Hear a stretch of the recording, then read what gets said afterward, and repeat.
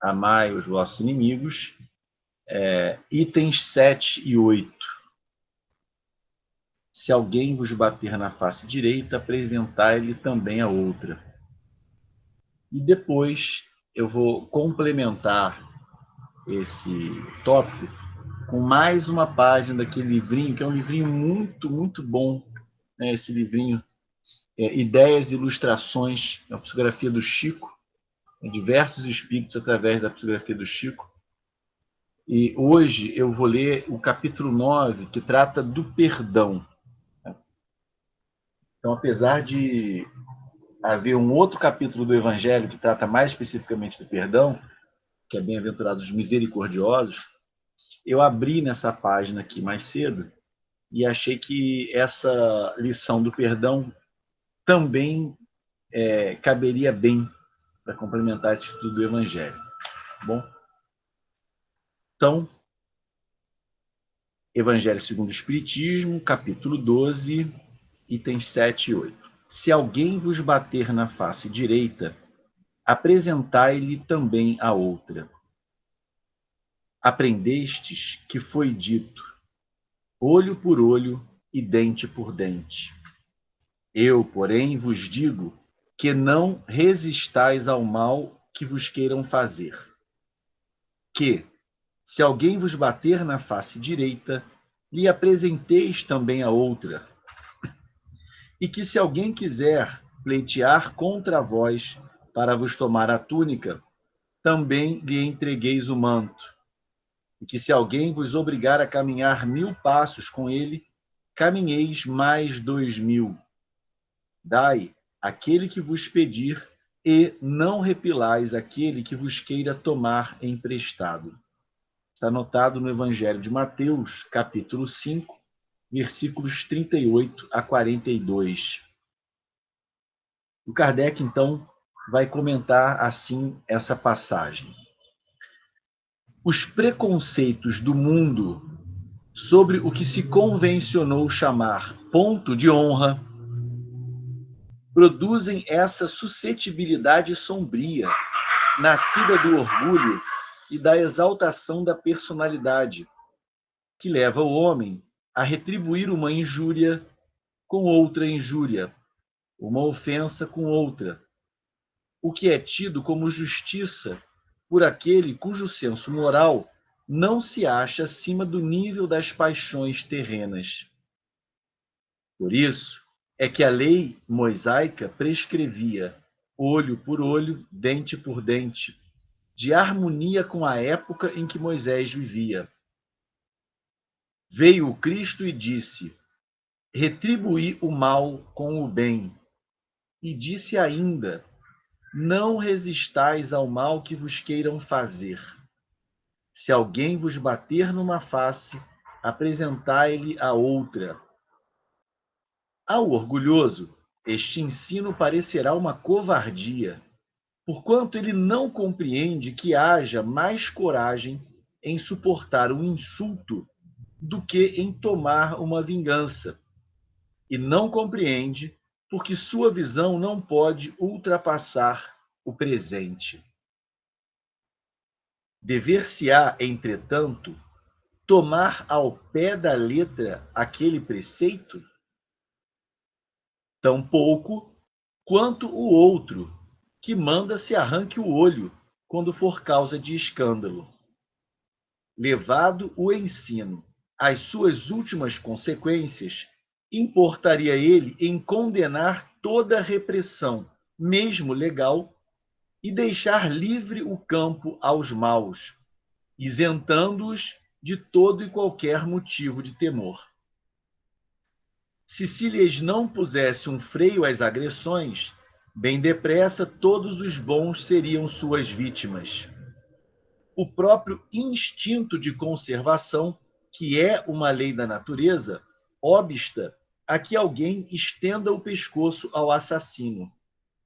Enunciando, pois, aquela máxima, não pretendeu Jesus interdizer toda ofensa, mas condenar a vingança, dizendo que apresentemos a outra face aquele que nos haja batido numa, disse, sob outra forma, que não se deve pagar o mal com o mal, que o homem deve aceitar com humildade tudo o que seja de molde a lhe abater o orgulho, que maior glória lhe advém de ser ofendido do que de ofender, de suportar pacientemente uma injustiça do que praticar alguma, que mais vale ser enganado do que enganador, arruinado do que arruinar os outros. É, ao mesmo tempo, a condenação do duelo, que não passa de uma manifestação de orgulho. Somente a fé na vida futura e na justiça de Deus, que jamais deixa impune o mal, pode dar ao homem forças para suportar com paciência os golpes que lhe sejam desferidos nos interesses e no amor próprio. Daí vem o repetirmos incessantemente: lançai para diante o olhar. Quanto mais vos elevardes pelo pensamento acima da vida material, tanto menos vos magoarão as coisas da terra.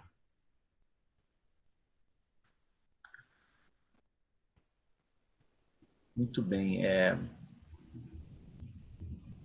uma lição muito, muito importante, que fala muito diretamente a espíritos da nossa condição, que não é ainda uma condição de elevação, somos espíritos ainda em luta com as nossas dificuldades, contra as nossas imperfeições, e de um modo geral, a gente tem que sempre tomar cuidado com as generalizações, mas de um modo geral, a maioria de nós é tomado por um sentimento de desforra, ou pelo menos, né, um desejo, né, ou um felicitar-se com o sofrimento daquele que nos persegue, né? Um desejo de que ele sofra aquilo que nos está fazendo sofrer, né? Que esse mal que ele nos faz tenha um retorno, que ele pague por isso. E, de um modo geral, esse sentimento de desforra, né, esse desejo de vingança, mesmo que não levado a efeito, mas esse sentimento que brota em nós, é absolutamente contrário à caridade. De certo modo, nós compreendemos o mal irrita, incomoda, entristece, enraivece.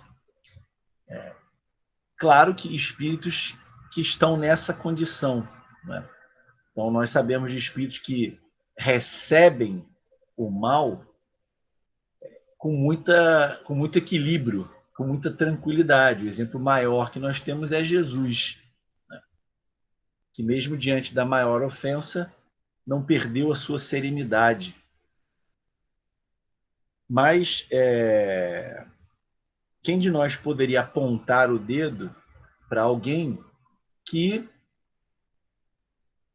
em seu íntimo, né, ainda vê brotar esse sentimento ruim, né, esse sentimento de desforra em relação àquele que lhe quer mal, né, que trabalha pela sua infelicidade, pelo seu insucesso. No entanto, é muito importante nós compreendermos a amplitude de visão que o Espiritismo nos proporciona nesse momento. Então, há vários aspectos, há vários elementos com que o Espiritismo nos ajuda a nos posicionarmos diante desses acontecimentos de maneira mais salutar, de maneira a não agravar ainda mais a situação de conflito, de dor, de sofrimento que decorre sempre dessa malquerença, dessa perseguição, dessa maledicência, né?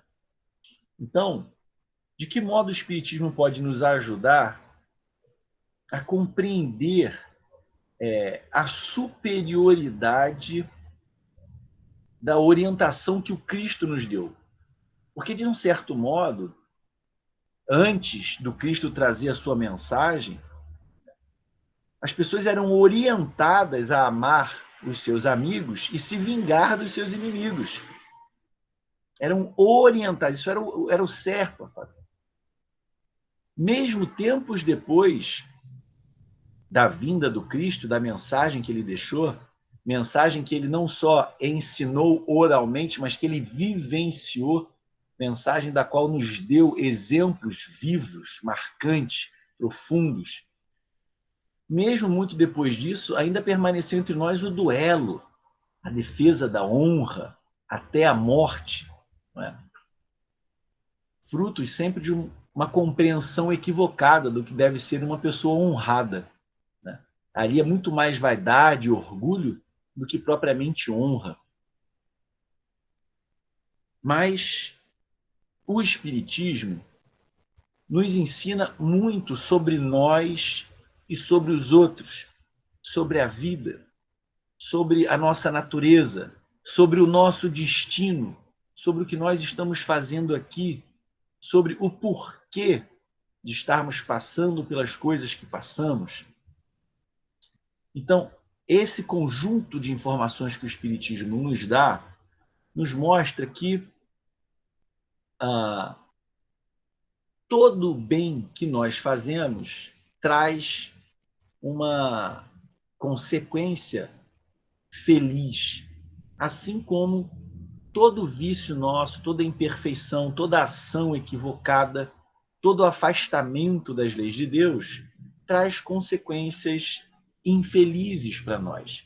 Então, por conta dessa nossa condição espiritual ainda de grande imperfeição, nós estamos bem posicionados nesse mundo. Esse é o mundo que nós ajudamos a construir.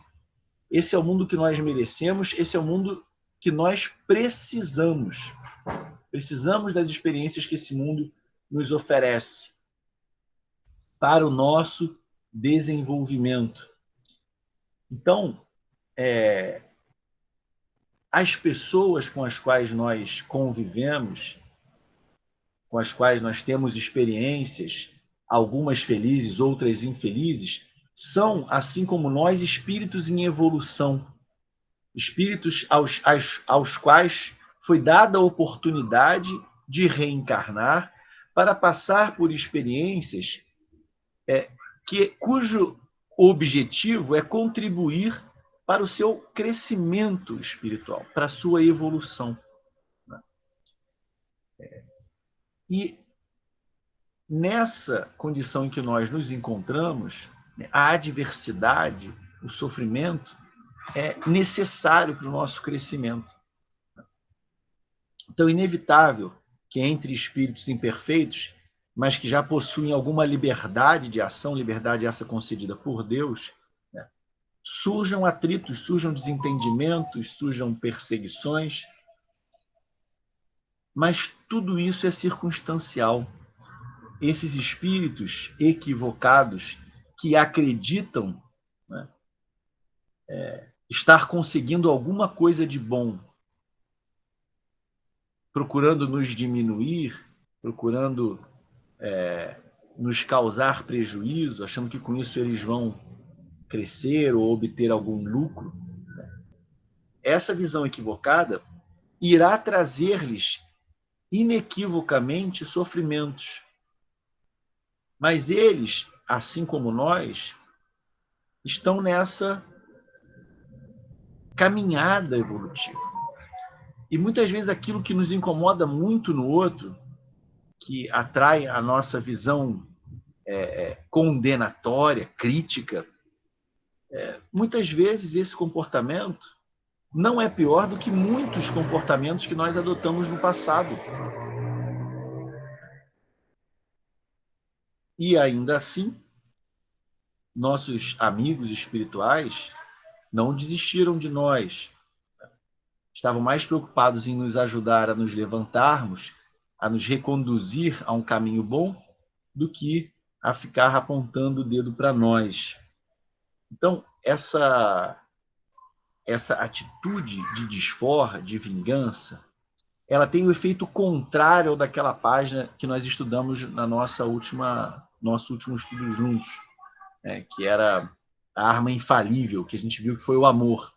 Então, um sujeito escreveu uma carta com um monte de impropérios para o outro, aí o que recebeu a carta fica chateado, irritado, aí briga com um, que briga com outro, que briga com outro, que briga com outro, e aquilo vai com uma bola de neve, que vai crescendo e passando de um para outro, até que chega num rapaz que descarrega na mãe, e a mãe absorve aquilo com paciência, com tolerância, né, com resignação, e devolve em forma de carinho, de amor, e quebra aquela corrente. Então, o perdão, que é uma consequência de um coração que ama, né, é uma das facetas do amor, o perdão, tem esse poder de quebrar essa corrente de maldade, de equívoco, de erro. Então, eu me lembro que fiquei assim muitíssimo impressionado quando assisti Gatizinho, vai lá. um filme. Não, come um nougatezinho que a vovó te dá.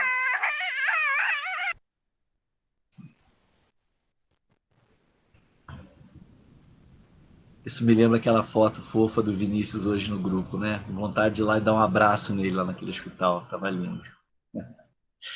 Mas então, como eu estava dizendo, né? O perdão, ele tem essa possibilidade de quebrar essa corrente de ódio, de raiva, né? E às vezes até de atrair para nós mesmos aqueles que nos queriam mal, né? Então, eu estava comentando da grande impressão, né, que provocou em mim um filme que relata o relacionamento do recém-eleito Nelson Mandela, na África do Sul, presidente da África do Sul, com o jogador do time de rugby, parecido com o futebol americano, assim, aquele jogo que você pega a bola, sai correndo, todo mundo tenta derrubar e tal. Porque o Nelson Mandela é alçado à presidência após a queda do apartheid e após um período de muita restrição, muita violência, muita perseguição dos brancos em relação aos negros na África do Sul. O próprio Mandela ficou preso 27 anos. Então, eu não estranharia, com o pouco conhecimento que eu tenho da história daquele país, eu não estranharia uma espécie de desforra, né, que houvesse ali alguma... Mas é impressionante como toda a atuação do Mandela, que foi uma das vítimas desse estado de coisas, dessas perseguições, né, como ele se esforçou por fazer as pessoas se entenderem, inclusive admitindo na sua segurança pessoal policiais que no regime anterior eram os que os perseguiam. E ele os admitiu ali na sua equipe, né, dizendo que era preciso haver esse entendimento. Então ele não estava passando uma borracha em cima de tudo de ruim que tinha acontecido, mas ele estava querendo escrever um futuro que se descolasse disso. Bom, eu não posso mudar o que aconteceu daqui para trás, mas eu posso escrever como eu quero que as coisas sejam daqui para frente, né? E isso foi muito bom, né? Até a secretária pessoal dele, que também era uma moça branca, né, que também foi criada dentro de uma visão separatista, preconceituosa, ela, depois que trabalha para ele, escreve um livro também admirada de como o homem que passou pelas coisas que ele passou conseguiu perdoar aquilo tudo e trabalhar tão ativamente para o entendimento das pessoas. É disso que o mundo precisa. É desse tipo de inteligência emocional, se é que posso me expressar assim, esse tipo de maturidade espiritual. Então, eu não me sinto em condição de condenar alguém em cujo seio surja esse sentimento. Tem essa... Mas o nosso papel não é alimentar a nossa inferioridade. O nosso papel é utilizar aquilo que o Espiritismo nos oferece, e o que ele nos oferece é muito bom, uma ferramenta muito poderosa, porque nos dá compreensão, nos dá esperança, nos traz um senso de justiça. É utilizar essas coisas para superar as nossas inferioridades. Então, eu não imagino que o Mandela saiu da prisão e assumiu a presidência amando aquelas pessoas que tinham perseguido a ele, a todos os seus companheiros, a sua família, talvez até provocado a morte de um filho seu num acidente de carro. Não saiu dali assim, que ótimo, que delícia, deixa eu abraçar todo mundo. Não era isso, mas é um homem que saiu com o propósito de contribuir para o entendimento entre as pessoas. Então, vocês fizeram mal para a gente, agora é a nossa vez. E aí isso nunca acaba. Aí o outro sempre vai querer se vingar por sua vez. Então tem que chegar alguém que enxerga mais amplo, né, que entende a vida sobre outro prisma e dizer, não, isso não está trazendo coisa boa para ninguém. É isso que Jesus queria que nós entendêssemos. A gente não ganha nada retribuindo o mal com o mal. Aí você diz, não, isso é ser forte, né? Então, pais que viravam para os seus filhos, né? Bateu, tem que apanhar. Se alguém te bater na rua, você tem que revidar, tal. Não volta para casa chorando, não sei o quê. Era esse tipo de sentimento, né? Que tem a sua origem no nosso orgulho, na nossa vaidade.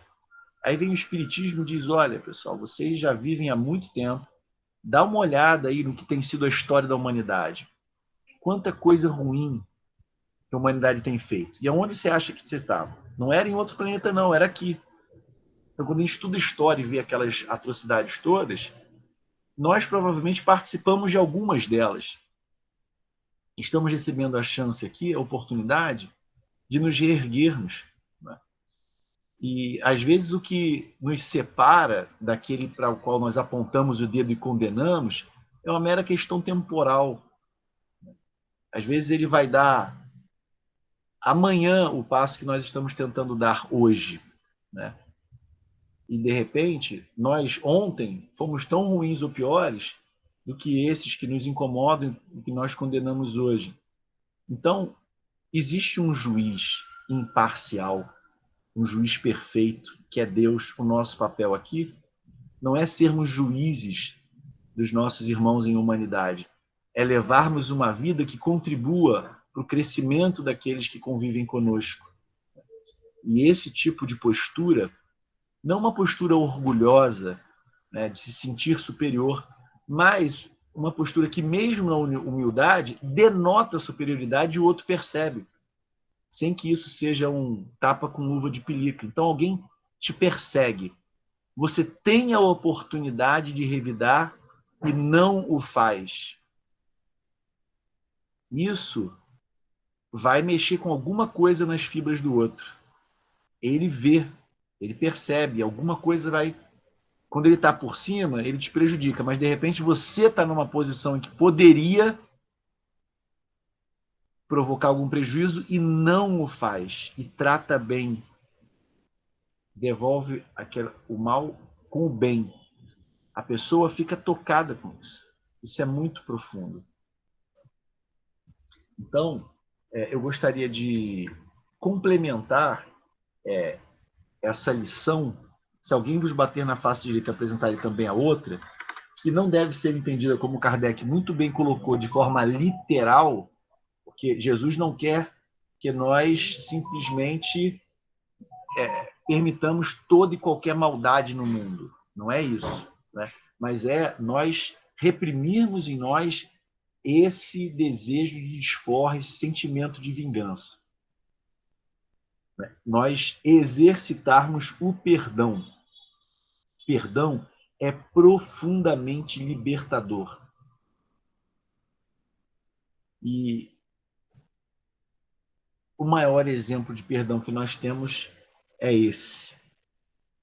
Então, para quem chegou aí depois, do livrinho Ideias e Ilustrações, capítulo 9 do Perdão, a última tentação.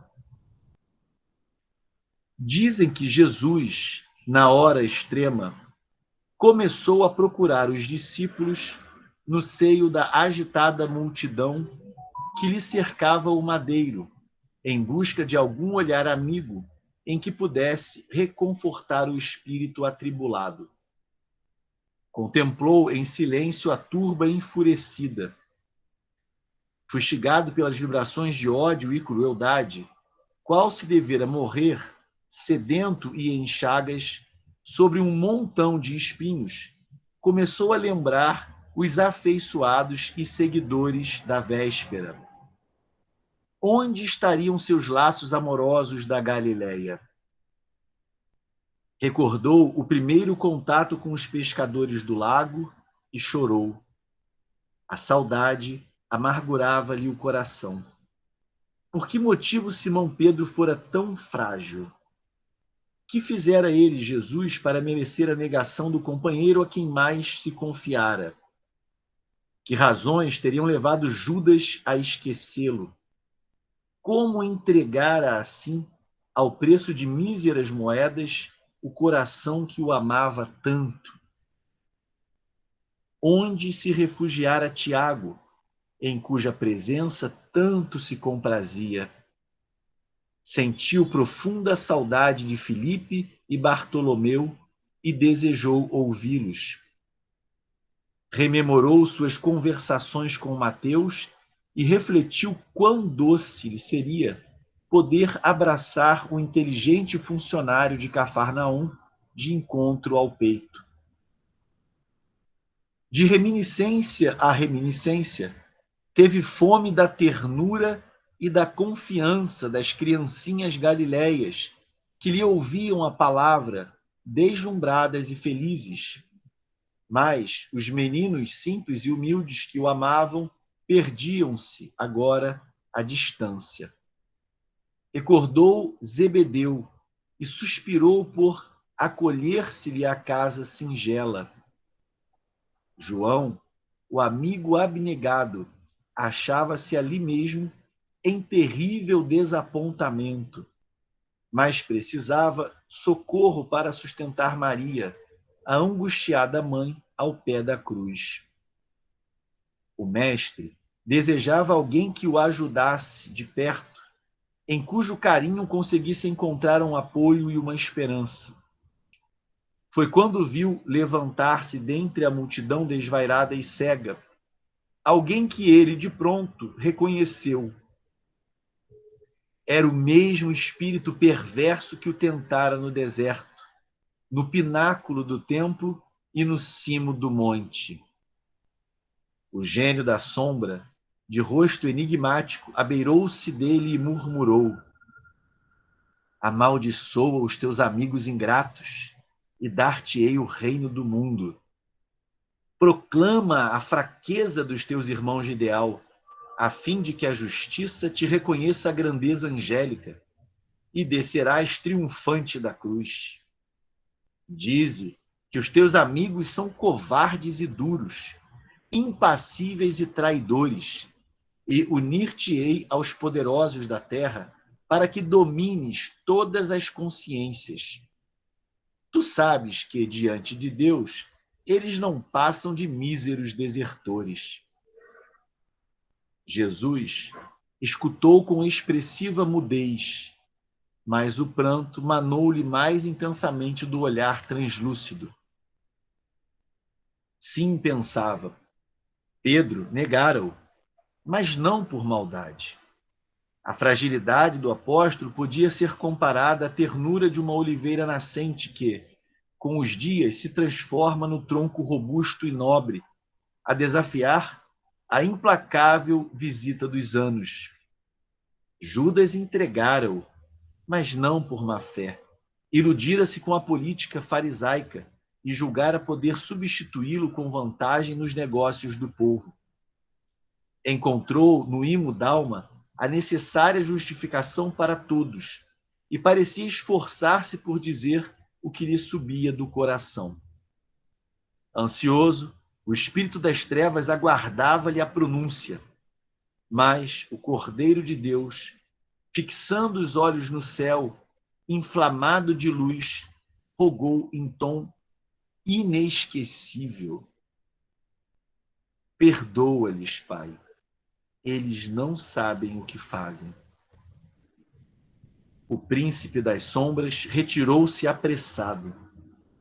Nesse instante, porém, ao invés de deter-se na contemplação de Jerusalém, dominada de impiedade e loucura, o Senhor notou que o firmamento rasgara-se de alto a baixo e viu que os anjos iam e vinham, tecendo de estrelas e flores o caminho que o conduziria ao trono celeste. Uma paz indefinível e soberana estampara-se-lhe no semblante. O mestre vencera a última tentação e seguiria agora, radiante e vitorioso, para a claridade sublime da ressurreição eterna. Irmão X. E aqui ainda mais 3 pequenas contribuições. Então diz assim Antônio de Castro: cartaz que o mundo apregoa para o cultivo do bem. Quem receia a ingratidão não auxilia a ninguém. E diz-nos ainda Lobo da Costa: no caminho para o céu, por lei em qualquer lugar, o tempo mais importante é o tempo de perdoar. E por fim nos diz Albino Teixeira: o coração mais belo que pulsou entre os homens respirava na multidão e seguia só. Possuía legiões de espíritos angélicos e aproveitou o concurso de amigos frágeis que o abandonaram na hora extrema. Ajudava a todos e chorou sem ninguém. Mas, ao carregar a cruz no Monte Áspero, ensinou-nos que as asas da imortalidade podem ser extraídas do fardo de aflição e que, no território moral do bem, alma alguma caminha solitária, porque vive tranquila na presença de Deus. Então, meus queridos irmãos e irmãs, que nós nos deixemos empolgar, nos deixemos envolver, não só pela compreensão dos ensinamentos do Cristo, mas pela beleza da sua exemplificação.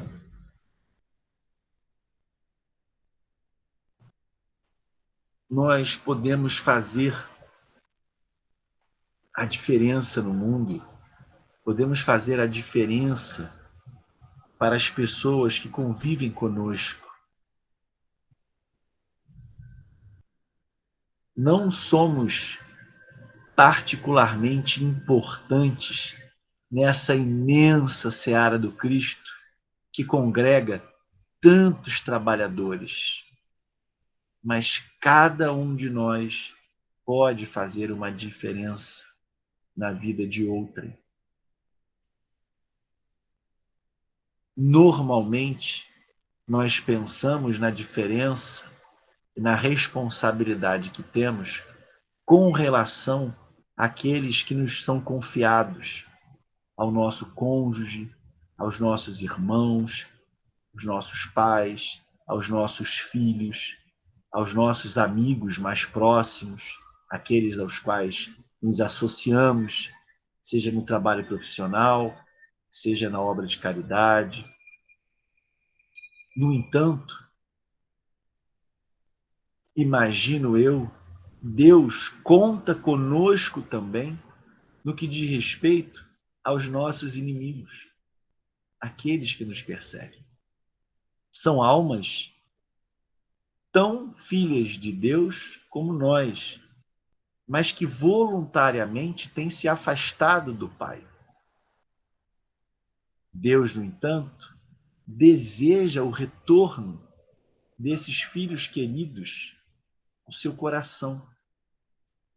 Se nós, que lhes sofremos perseguições e nos dizemos cristãos, damos asas à desforra, exteriorizamos a nossa malquerença, o nosso desejo de que eles também encontrem sofrimento, de que modo estaríamos contribuindo para aproximá-los de Deus?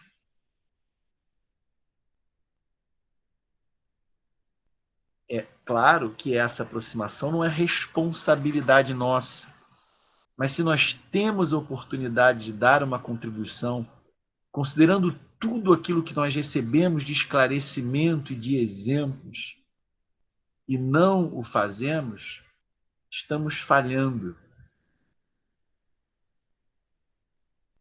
Então, muito importante nos lembrarmos, nesse momento, daquela lição que o Emmanuel dá para o Chico. Imagina, a lição dada para o Chico. Imagina de quantas nós não precisaríamos.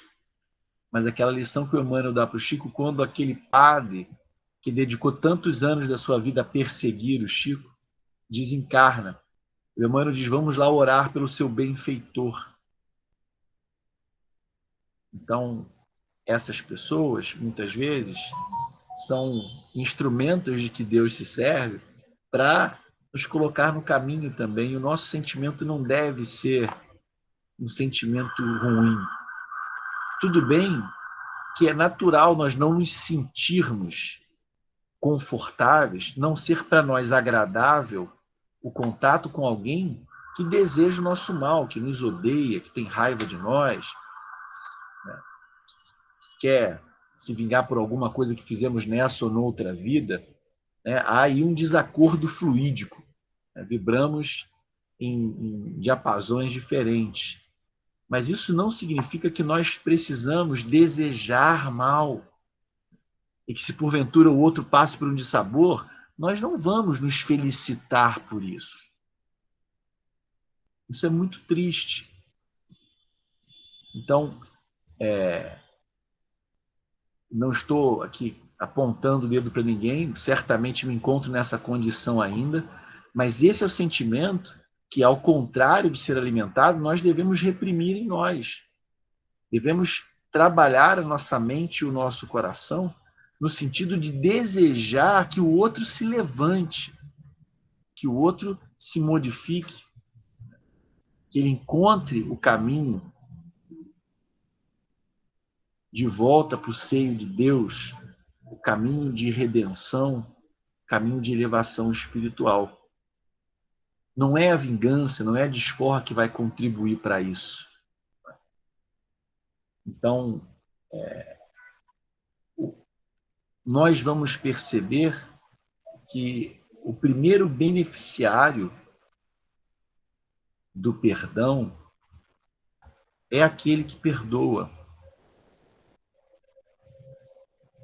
Então, alguém me faz um mal.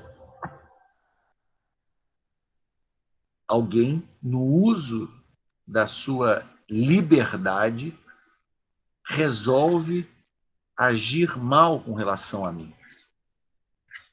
Então, a pessoa usou a liberdade dela como lhe aprouve. A melhor maneira de eu usar a minha liberdade é não retribuindo o mal com o mal. É tentando superar, tentando me colocar acima. Nós nos lembramos sempre também, recentemente comemoramos aqui a data do nascimento de Kardec, 3 de outubro, esse mês, e nos lembramos da avaliação que ele faz no final da vida, após os espíritos, 10 anos depois de ter começado a trabalhar pelo espiritismo. Ele diz que todas as dificuldades que ele encontraria, todas as defecções, traições, tudo aquilo aconteceu. Pessoas que falavam bem pela frente, mas falavam mal por trás, pessoas que o caluniaram, que subverteram, né, tentações. Diz que tudo isso aconteceu, mas que ele se colocava acima dessas coisas. Então, o Espiritismo nos dá elementos para fazermos esse exercício. Não é fácil a princípio, mas muito mais difícil é viver guardando mágoa no coração, guardando rancor, guardando ódio, alimentando a raiva. Tudo isso nos faz muito mal, nos enfraquece muito. O perdão verdadeiro nos libera desses sentimentos enfraquecedores da alma, desalentadores, que nos fazem mal. Então, com o perdão, eu não estou liberando o outro da dívida que ele tem com Deus por ter transgredido as suas leis. Mas estou dizendo para ele, olha, se algum sofrimento lhe advier por conta das tuas ações, né, não é por minha causa. Não sou eu que estou querendo isso, mas talvez você precise passar por isso também para aprender que isso não é bom. Mas não que no meu coração eu deseje para você sofrimento. Né? Então, a compreensão de que nós estamos submetidos à justiça de Deus deve tranquilizar o nosso coração. Né? Afinal de contas, nós aqui passamos por tantas dificuldades, sofremos tanto aqui nesse mundo, que é um mundo de expiações e provas ainda. Né? Então, eu fico imaginando quantas vezes, quantas pessoas, e talvez isso remeta cada um de vocês a uma lembrança pessoal, particular. Né? Quanta gente não pode dizer assim que quando conheceu fulano, quando conheceu Beltrana, que no início era difícil, confusão, dificuldade, antipatizava com a pessoa, não gostava por uma série de razões, mas aí depois vai convivendo, vai passando coisa junto, e aí você olha para o outro e vê, poxa, é tão sofredor quanto eu. Está todo mundo aqui no mesmo barco. E a vida acaba aproximando a gente e acabam se tornando amigos. Né? Aí você olha para trás e diz, puxa, quando eu conheci não gostava, né? Tinha antipatia. Mas, às vezes, essas coisas que nós usamos para nos afastar do outro é tudo coisa circunstancial. As pessoas, às vezes, passam por sofrimentos e se tornam duras, se tornam agressivas. Mas, no fundo, é um monte de alma infeliz, é um monte de gente aqui pequenininho ainda, um monte de espírito imperfeito, tentando encontrar o caminho da felicidade. É muito mais fácil a gente conseguir isso se nós nos dermos as mãos, ao invés de ficarmos usando as mãos para agredir o outro. Né? Se nós nos unirmos. Então, se nós que recebemos a mensagem do Cristo e a compreendemos, começarmos a agir de maneira indulgente, perdoando aqueles que nos ofendem, isso vai gerar uma mudança, pelo menos nos ambientes pequenos em que nós circulamos. Isso vai ajudar a sanear, isso vai ter um efeito salutar. Pessoas se sentem mais... É muito ruim você viver num ambiente em que há aquele verniz de civilidade, mas que o tempo todo um só está falando mal do outro, querendo puxar o tapete do outro. É um ambiente ruim de conviver. Quando nós nos colocamos como elementos apaziguadores, conciliadores, tentando aproximar e dizer, puxa, olha, a gente está aqui nesse minúsculo grão, flutuando por esse universo infinito aqui, e tudo que a gente vive tem o objetivo de contribuir para que nós nos tornemos melhores, para que haja mais compreensão, para que haja mais amor, mais tolerância, para que nós nos aproximemos mais de Deus e encontremos a nossa felicidade. Então, fica essa proposta do Cristo para nós. Ele nos deu o exemplo belíssimo, né, do perdão. Então, quando diante da maior violência, da maior tortura, do abandono, de toda atrocidade, de toda tortura, tudo de ruim que nós fizemos com Cristo, ele volta os seus olhos para o céu e pede a Deus perdão por nós. Isso é uma das coisas mais bonitas que já aconteceu aqui nesse minúsculo grão a flutuar pelo universo. Fico imaginando poder assistir essa cena do Cristo com seus olhos lúcidos, luminares voltados para Deus, pedindo perdão para nós. Perdoa-os, Pai, eles não sabem o que fazem. Nenhuma mágoa, nenhum rancor, nenhuma irritação, nenhum sentimento de desforra, pelo contrário, talvez até uma preocupação maior, um desejo maior ainda de nos orientar, de nos guiar para que nós saíssemos daquele estado de brutalidade do qual certamente somos as maiores vítimas. Porque isso nos acorrenta à necessidade de sofrimento. Então, que esse exemplo tão lindo do Cristo possa emocionar os nossos corações e nos inclinar a fazer esse esforço. Isso é um bem que nós fazemos a nós e à humanidade.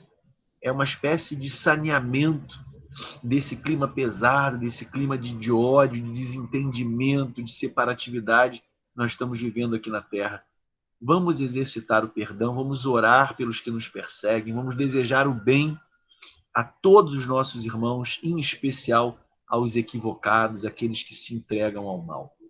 Que Cristo continue nos envolvendo com seu amor profundo e nos guiando as mentes e os corações no caminho que nos levará em direção ao nosso Pai maior e à nossa felicidade eterna.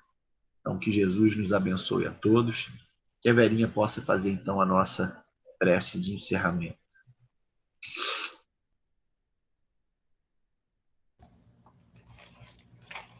Tá bem.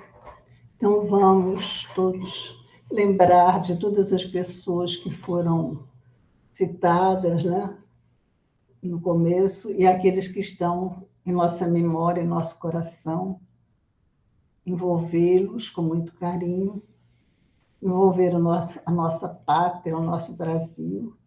Vamos orar a Jesus para agradecer-lhe por tudo que ele nos concede no nosso dia a dia.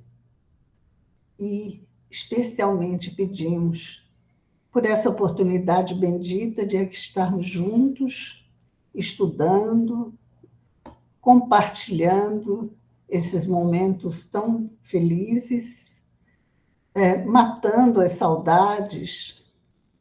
Que bom que é estarmos aqui juntos. E agradecemos a Jesus e a Deus, nosso Pai, que a tudo governa, a tudo permite. Então, nós agradecemos no fundo de nossos corações por tudo que temos, por tudo que somos, por tudo que poderemos vir a ser. E rogamos, Senhor Jesus, Mestre querido, pelos nossos irmãos que se encontram nos leitos, nos hospitais, nos lares, onde quer que seja, que estejam sofrendo com essa doença. Pedimos por aqueles que já desencarnaram. Pedimos, Senhor, por aqueles que lutam contra a doença, os profissionais da saúde, os pesquisadores, todos eles, Senhor, sejam inspirados, conduzidos pelo seu imenso amor. Nós rogamos pela nossa pátria, pelos nossos dirigentes, por todos aqueles, Senhor, que devem despertar para que possam ver a beleza que é essa pátria, tudo de bom que aqui temos, e que sintam que essa aqui é realmente, essa pátria é o coração do mundo, é a pátria do Evangelho. Obrigada, Senhor Jesus. Fique conosco, Senhor. Que a sua paz penetre os nossos corações, se estenda a todos os lares, que nos traga, Senhor, assim, muita alegria e gratidão por tudo que temos em nossas vidas. Fique conosco, Senhor, graças a Deus.